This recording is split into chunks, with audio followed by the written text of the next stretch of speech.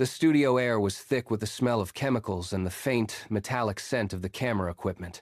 Charles Lawson stood behind the tripod, his hands steady as he adjusted the focus. He signaled, and the family shifted, locking their faces into expressions of practiced warmth. Still children, poised, awaiting the signal. Lawson watched them through the glass lens. He did not blink. He did not smile back. He counted down, the mechanical tick of the camera echoing in the small, cramped room. With a sharp click, the moment was captured, a frozen tableau of unity that would soon become a piece of evidence. A shared glance, a silent bond. They were compliant. They were orderly. They were exactly where he needed them to be. As the family gathered their things to leave, Lawson remained at the camera. Fingers traced the frame, image secured, though the room remained silent, unaware of the shadow that had just settled over them. Welcome back to Hidden Archives. We travel now to the crisp, biting air of Christmas Day, 1929, in North Carolina. A chilling shadow began to stretch across the landscape, wrapping around the Lawson farmhouse like a shroud. The world outside was hushed by a thick, heavy blanket of winter frost. There was no joy in the silence that descended upon the property that afternoon.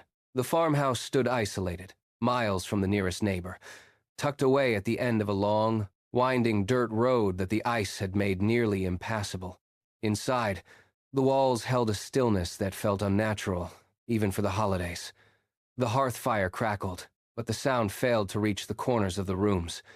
Every creak of the floorboards seemed to carry a weight, a heavy premonition of the events that were about to unfold in the coming hours. The farmhouse was not a place of celebration, but a trap being set in the middle of the frozen wilderness. As the sun dipped lower, the light inside the home began to fail, leaving the family in the growing gloom.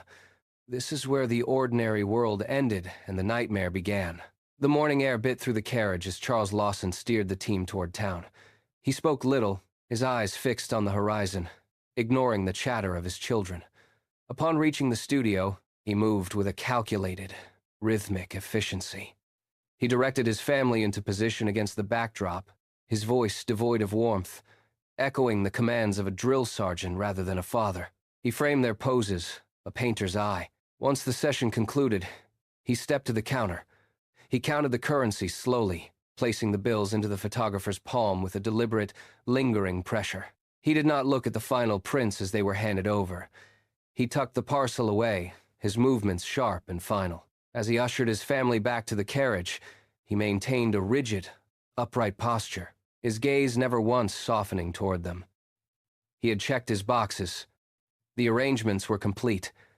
He took the reins, turned the horses toward the farmhouse, and began the final journey back. Miles deepened, mud froze.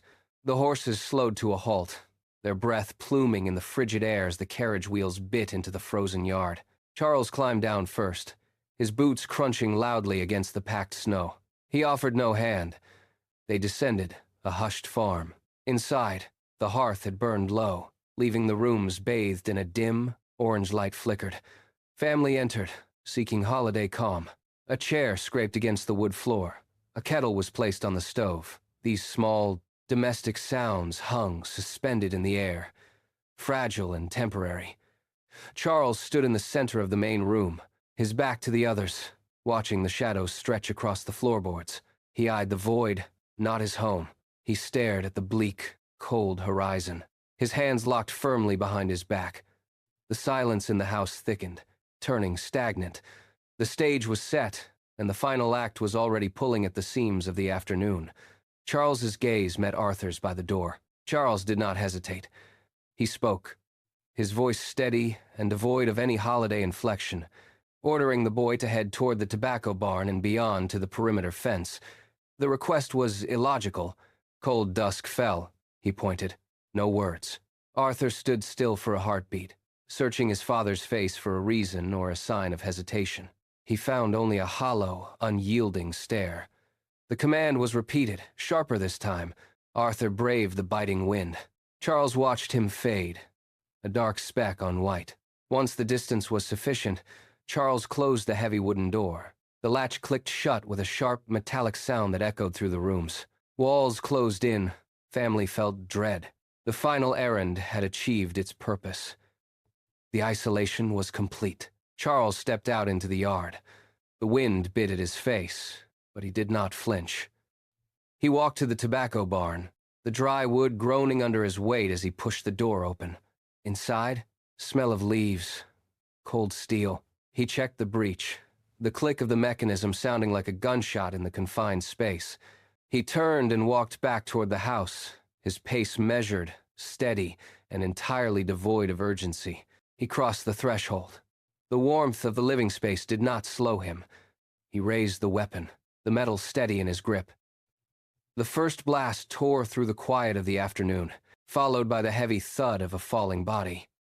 He moved from room to room, a shadow drifting through the halls, the shotgun fire punctuating the air with rhythmic, mechanical precision. There was no shouting, no frantic scramble, only the sound of wood splintering and the heavy weight of impact. He finished the final task. Stillness fell. He owned the silence. Outside, the snow continued to fall, burying the tracks he had left behind in the yard. Arthur's cold breath hitched. The wind having whipped up into a frenzy that obscured the path, he crested the final rise. Silence met his hopeful run, boots crunching against the hard, frozen earth. He reached the porch and stopped. A dark, crimson marred the pristine snow, a visceral stain, and unmistakably red. He pushed the front door open. The interior was deathly still. No voices, no movement, no flickering light from the fireplace. He stepped inside, his hands trembling as he reached for a lantern. The light flickered to life, casting long, dancing shadows against the walls.